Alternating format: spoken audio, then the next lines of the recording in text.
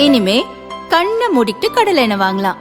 ஏன்னா மந்த்ரா கடலை எண்ணெய் இதயத்தின் தயாரிப்பு. வறுக்க பொரிக்க ஏன் எல்லா சமையலுக்கும் மந்த்ரா தான். மந்த்ரா கடலை எண்ணெய், அபார ருசி, ஆரோக்கியமான உடல் நலம்.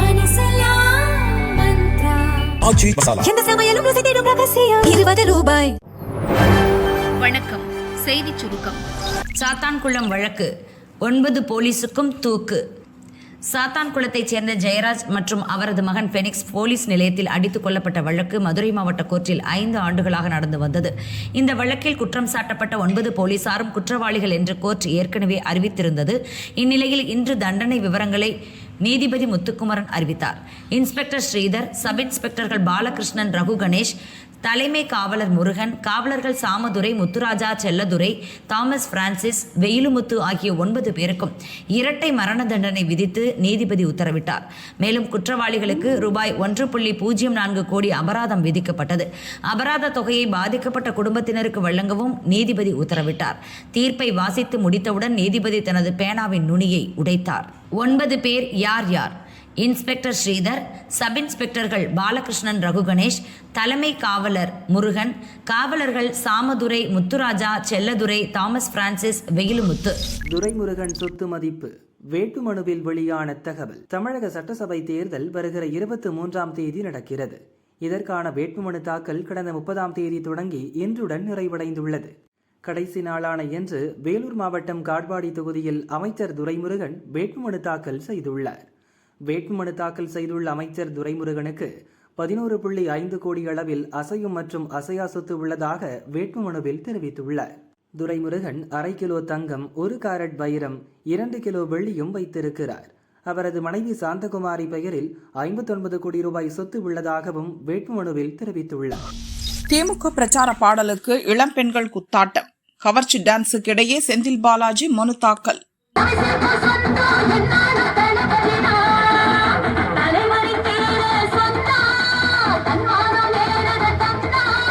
கோவை தெற்கு தொகுதியில் திமுக வேட்பாளராக முன்னாள் அமைச்சர் செந்தில் பாலாஜி போட்டியிடுகிறார். அவர் இன்று திமுக மற்றும் கூட்டணி கட்சிகளின் தொண்டர்கள் புடைசூழ ஊர்வலமாக வந்து கோவை ரேஸ்கோர்ஸ் பகுதியில் உள்ள மாநகராட்சி அலுவலகத்தில் வேட்புமனு தாக்கல் செய்தார். மனு செய்ய வந்த அவருக்கு மேளதாளங்கள் முழங்க திமுகவினர் வரவேற்பளித்தனர். செந்தில் பாலாஜி மனு செய்ய வரும்போது பெரிய அளவில் கூட்டத்தை காட்ட வேண்டும் என்பதற்காக நடன கலைஞர்களின் நடன நிகழ்ச்சிக்கு ஏற்பாடு செய்திருந்தனர். திமுக பிரச்சார பாடலுக்கு கவர்ச்சி உடையுடன் இளம்பெண்கள் குத்தாட்டம் போட்டதை மக்களும் தொண்டர்களும் பார்த்து ரசித்தனர்.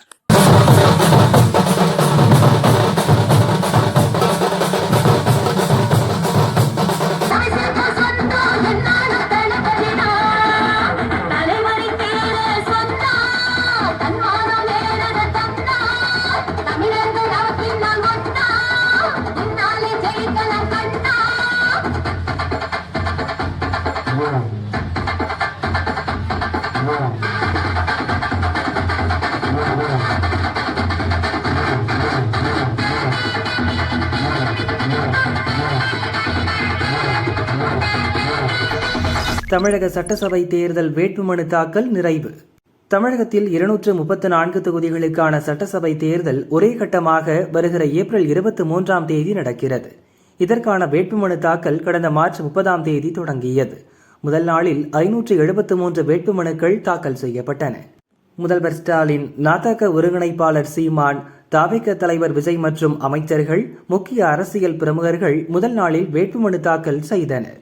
மார்ச் 31, ஏப்ரல் 1, 3, 5 ஆகிய தேதிகள் அரசு விடுமுறை நாட்கள் என்பதால் மார்ச் 30, ஏப்ரல் 2, 4, 6 ஆகிய 4 நாட்கள் மட்டுமே வேட்புமனு தாக்கல் நடந்தது. அதன்படி இன்றுடன் வேட்புமனு தாக்கல் நிறைவு பெற்றது. கடைசி நாளான இன்று அதிமுக பொதுச் செயலாளர் எடப்பாடி பழனிசாமி, தேமுதிக பொதுச் செயலாளர் பிரேமலதா விஜயகாந்த், OPS, துரைமுருகன், வானதி ஸ்ரீனிவாசன் உள்ளிட்ட முக்கிய தலைவர்கள் தங்களது வேட்புமனுவை தாக்கல் செய்தனர். வேட்புமனுக்கள் பரிசீலனை ஏப்ரல் 7ஆம் தேதி நடைபெறும். வேட்புமனுவை திரும்ப பெறுவதற்கான கடைசி நாள் ஏப்ரல் 9ஆம் தேதி ஆகும். ஏப்ரல் 23இல் வாக்குப்பதிவு நடைபெறும். மே 4இல் வாக்கு எண்ணிக்கை நடைபெறும் என்று அறிவிக்கப்பட்டுள்ளது. ஜாமீனில் சுற்றும் குடும்பத்திற்கு அதிகாரத்தை கைப்பற்றும் பேராசை. பெண்கள் இடஒதுக்கீடு பற்றி வதந்தி பரப்பும் எதிர்க்கட்சிகள். அசாமில் வரும் 9ஆம் தேதி சட்டசபை தேர்தல் நடக்க உள்ளது. மாநிலத்தில் பாஜக தலைமையிலான ஆட்சியை மீண்டும் தக்க வைக்க என்டிஏ கூட்டணி தலைவர்கள் சுற்றி சுழன்று தீவிர பிரச்சாரம் மேற்கொண்டுள்ளனர். ஆட்சியை கைப்பற்றும் நோக்கத்தில் காங்கிரஸ் தலைவர்களும் தேர்தல் பணியாற்றி வருகின்றனர். இந்நிலையில் அசாமின் ஹோஜாயில் பாஜக வேட்பாளர்களை ஆதரித்து பிரதமர் மோடி பிரச்சாரம் செய்தார். அசாமில் பாஜக தலைமையிலான ஆட்சியில் பல்வேறு வளர்ச்சி திட்டங்கள் செயல்படுத்தப்பட்டுள்ளன. மத்திய மாநில அரசுகள் இணைந்து அசாமின் வளர்ச்சிக்கான நடவடிக்கைகளை மேற்கொண்டுள்ளன. ஆட்சி கட்டிலிருந்து காங்கிரஸ் அகற்றப்பட்ட பின்தான் இங்கு அமைதி சாத்தியமானது. தற்போது அசாம் மட்டுமின்றி ஒட்டுமொத்த வடகிழக்கு மாநிலங்களும் வளர்ச்சி பாதையில் பயணிக்கின்றன. வடகிழக்கை பற்றியோ அசாமை பற்றியோ காங்கிரசுக்கு எப்போதும் அக்கறை இருந்ததில்லை. அவர்கள் அனைத்து திட்டங்களிலும் ஊழல் செய்வதோடு பொய் பேசுவதை அவர்களின் வாடிக்கை. மக்கள் நலன் பற்றி காங்கிரசாருக்கு அக்கறை இல்லை. அவர்களை பொறுத்தவரை 2 குடும்பங்கள் மட்டுமே நன்றாக இருக்க வேண்டும். ஒன்று டெல்லியில் உள்ள அவர்களின் ராயல் ஃபேமிலி, இன்னொன்று அசாமில் உள்ள காங்கிரஸ் தலைமையின் குடும்பம். பல்வேறு ஊழல்களில் சிக்கி ஒட்டுமொத்த குடும்பமும் ஜாமீனில் வெளியே சுற்றி வரும் நிலையிலும் ஆட்சி அதிகாரத்தை கைப்பற்றுவதிலேயே அவர்கள் குறியாக உள்ளனர். அவர்களுக்கு சாதாரண மக்களின் தேவை என்னவென்றே தெரியாது. சூரிய சக்தி மின்திட்டத்தை செயல்படுத்தியதில் அசாம் மக்கள் நாட்டுக்கே முன்னோடியாக விளங்குகின்றனர். சோலார் பேனல் அமைத்த ஒவ்வொரு வீட்டிற்கும் 80,000 ரூபாய் மானியம் வழங்கப்பட்டுள்ளது. அசாம் மக்களின் அனைத்து தேவைகளையும் டபுள் என்ஜின் அரசு நிறைவேற்றி தந்துள்ளது. ஆனால் ராணுவ வீரர்களின் தியாகத்தை கூட காங்கிரசார் போற்றவில்லை.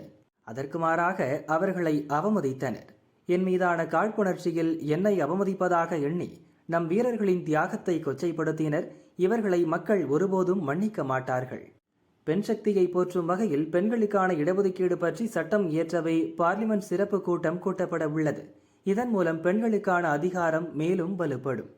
சட்டசபை பார்லிமெண்டில் பெண்களுக்கான வாய்ப்பு அதிகரிக்கும். ஆனால் இந்த விஷயம் பற்றி எதிர்க்கட்சிகள் தேவையற்ற வதந்திகளை பரப்பி வருகின்றனர். மக்கள் தொகையை சிறப்பாக கையாண்ட மாநிலங்கள் தொகுதி மறுசீரமைப்பில் எந்த பாதிப்பையும் சந்திக்காது.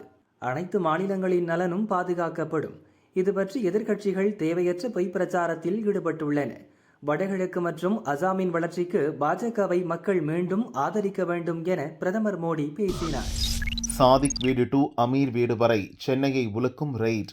ரூபாய் 900 கோடி எங்கே? அதிர்ச்சி ரிப்போர்ட். திமுக அயலக அணியின் முக்கிய பொறுப்பில் இருந்தவர் சென்னையைச் சேர்ந்த ஜாஃபர் சாதிக். 2000 கோடி போதை கடத்தல் வழக்கில் இவரை மத்திய போதை கடத்தல் தடுப்பு பிரிவு அதிகாரிகள் கைது செய்தனர். சர்வதேச போதை கடத்தல் கும்பலுடன் அவருக்கு தொடர்பு இருக்கலாம் என்ற கோணத்தில் விசாரணை நடந்தது. சட்டவிரோத பண பரிமாற்றம் நடந்திருப்பதாக தெரிய வந்ததால் அமலாக்கத்துறையும் ஜாஃபர் சாதிக் விவகாரத்தில் களம் இறங்கியது. இந்த போதை கடத்தல் வழக்கு திமுகவுக்கு மிகவும் நெருக்கடியை கொடுத்த விவகாரங்களில் முக்கியமானது. சிறையில் அடைக்கப்பட்ட ஜாஃபர் சாதிக் ஜாமீன் கிடைத்து சமீபத்தில் வெளியே வந்தார். இந்த நிலையில் அவரையும் அவர் தொடர்புடையவர்களையும் சுற்றி இன்று மீண்டும் அதிரடி ரெய்ட் நடப்பது பெரும் பரபரப்பை ஏற்படுத்தியுள்ளது. இந்த முறை தேர்தல் பறக்கும் படையினரும் வருமான வரித்துறை அதிகாரிகளும் சேர்ந்து அதிரடி சோதனை நடத்தி வருகின்றனர்.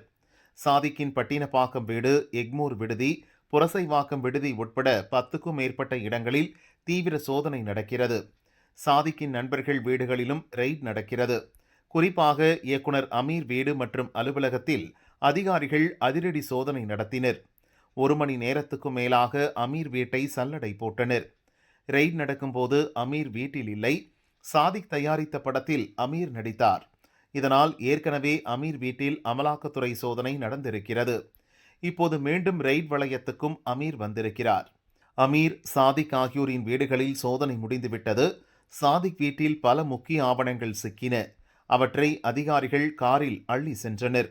சாதிக் தொடர்புடைய விடுதிகள் மற்றும் பிற இடங்களில் இன்னும் சோதனை தொடர்கிறது.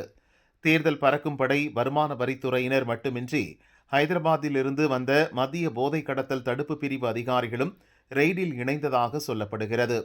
தேர்தலில் பணப்பட்டுவாடா செய்ய சாதிக் மற்றும் அவர் தொடர்புள்ளவர்களிடம் திமுக தரப்பில் பணத்தை பதுக்கி வைத்திருக்கலாம் என்று ரகசிய புகார் வந்த அடிப்படையில் சோதனை துவங்கியிருக்கிறது. குறிப்பாக 900 கோடி ரூபாய் வரை சாதிக் தொடர்புடைய இடங்களில் இருக்கலாம் என்று அதிகாரிகளுக்கு புகார் வந்ததாக சொல்லப்படுகிறது. இருப்பினும் இது பற்றிய அதிகாரப்பூர்வ தகவல்கள் எதுவும் வெளியே வரவில்லை. இன்று மாலை அல்லது இரவில் வருமான வரித்துறை அதிகாரிகள் ரெய்ட் தொடர்பான முக்கிய தகவல்களை வெளியிடக்கூடும் என்று எதிர்பார்க்கப்படுகிறது.